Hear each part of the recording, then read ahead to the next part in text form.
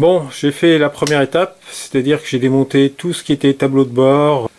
J'ai retiré aussi le câble du compteur qui passe par ce trou ici, parce que ça va me gêner pour séparer la caisse du châssis. J'ai retiré donc tout le tableau de bord, toutes les commandes de starter, commandes de démarreur, etc. J'ai retiré le volant, la commande de boîte de vitesse qui passait dans ce trou ici.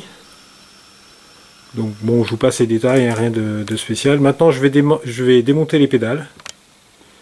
J'ai déjà désolidarisé la pédale d'accélérateur. Maintenant il me faut démonter la pédale de frein et la pédale d'embrayage, car évidemment quand je vais monter la caisse, ça va me gêner parce qu'elles vont rester accrochées au châssis. Voilà.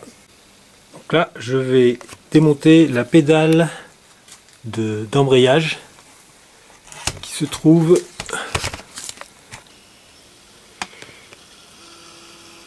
ici.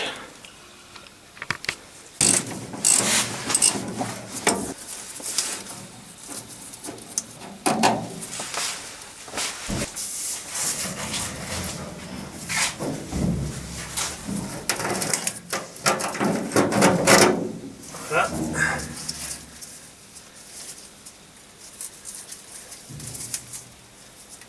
Même punition pour la pédale de frein.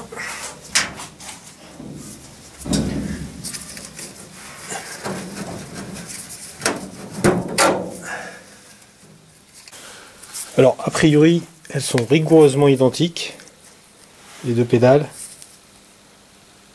même forme, même longueur, du coup pas besoin de les repérer, ça c'est une bonne chose. Alors même si j'ai désolidarisé la pédale d'accélérateur, la biellette en fait, je vais quand même la démonter complètement parce que j'ai un peu peur que quand je lève la caisse, la biellette vienne se prendre dans le moteur, donc je vais la démonter.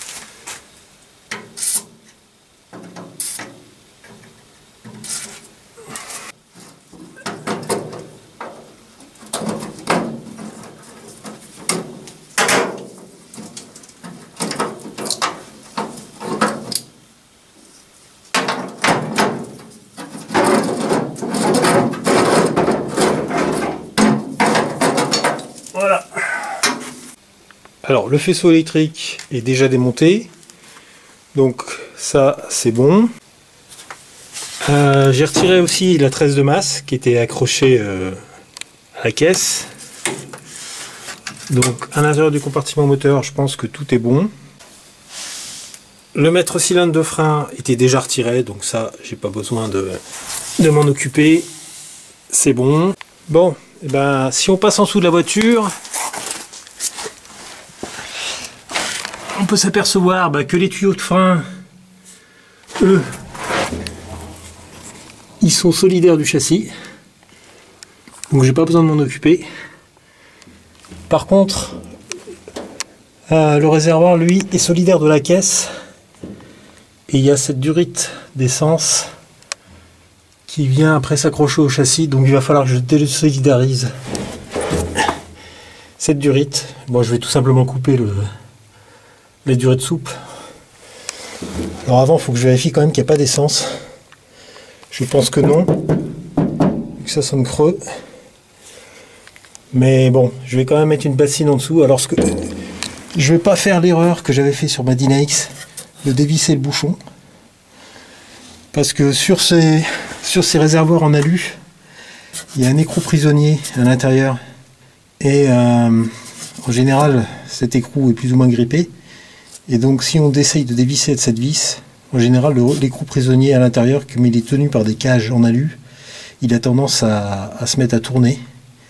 Et là après on est dans la merde parce que on peut plus dévisser le bouchon. Donc là pour l'instant je ne vais pas dévisser le bouchon, je vais juste retirer la durite. C'est dur comme du bois.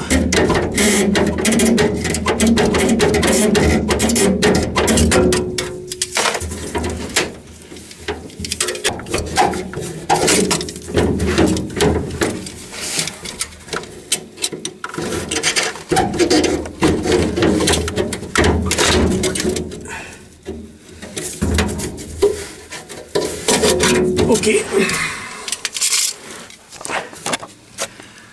Bon, maintenant il me reste plus qu'à décrocher cette patte. Bon, et ben maintenant je peux commencer à dévisser les vis qui tiennent la caisse sur le châssis. Donc il y en a une ici, une autre là. Il y en a deux dans le coffre. Une ici, une autre là. Bon, celles-ci elles sont déjà dévissées, hein. Et après il y en a quatre autres au niveau des bas de caisse.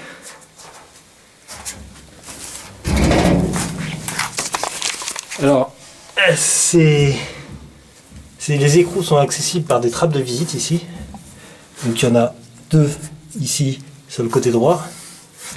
Et normalement, il y en a deux trappes ici qui devraient permettre accès à ces vis. Mais là, on voit qu'il y a déjà eu un bricolage de fait avec une tôle rivetée, parce que je pense que le bas de caisse était mort.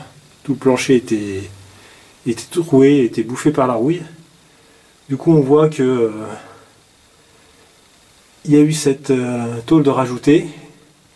Malheureusement, les bricolos qui ont fait ça n'ont pas mis de trappe de visite. Donc de toute façon, je vais devoir la virer, cette tôle.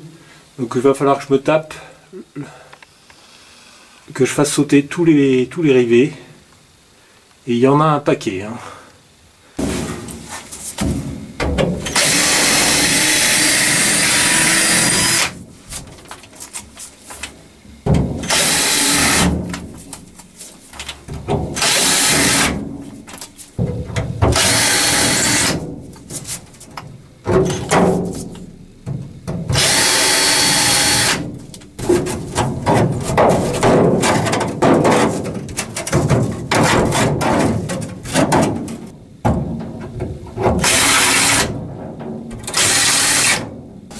Bon voilà, je pense que j'ai à peu près tout retiré. Il y en avait une petite centaine quand même, hein, qui s'étaient lâchés sur les rivets. Donc là, maintenant ça devrait venir.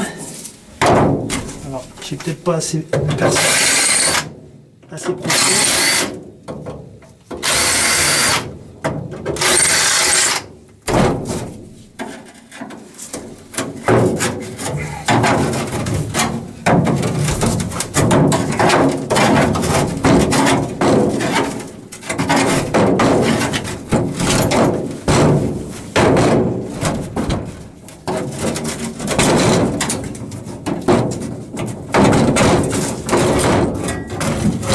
Et voilà.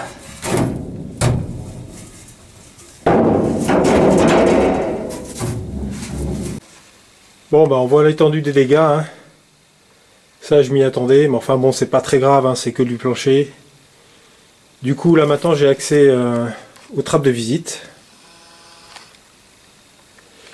Et je vais pouvoir dévisser les vis du châssis.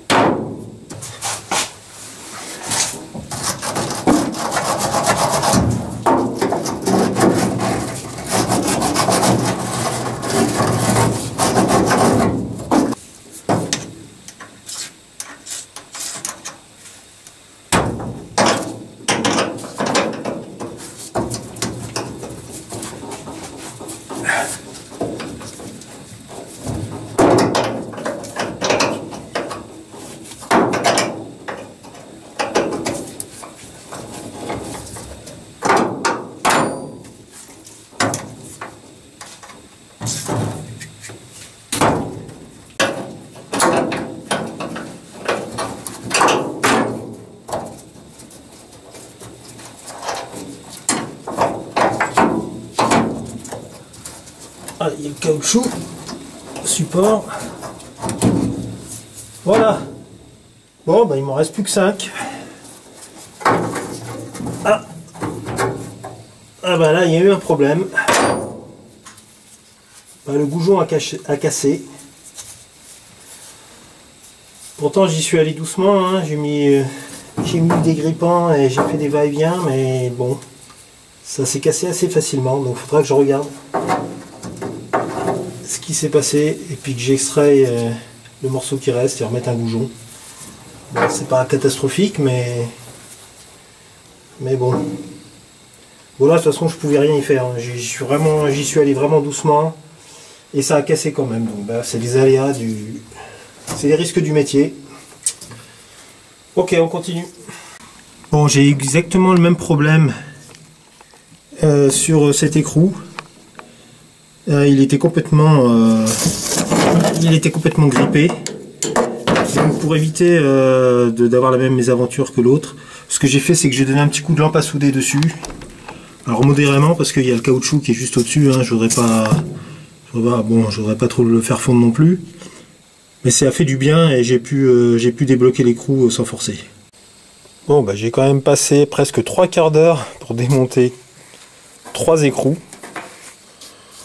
Mais faut prendre son temps, hein, parce que voilà ce qui arrive si on va aller un peu trop vite. Et pourtant, j'ai quand même pas forcé, mais visiblement le goujon est assez fragile. Voilà, et puis sinon, j'ai eu une bonne surprise, les caoutchoucs sont étonnamment en bon état pour leur âge, puisqu'ils ont quand même 70 ans. Donc ça, c'est assez incroyable, je trouve. Bon, ils sont protégés quand même là où ils sont, mais c'est vraiment étonnant, ils sont même pas craquelés. Voilà, donc je pense que je pourrais les réutiliser. Bon, il me reste plus que 2, ceux qui sont dans le compartiment moteur, et puis après, la caisse ne sera plus solidaire du châssis.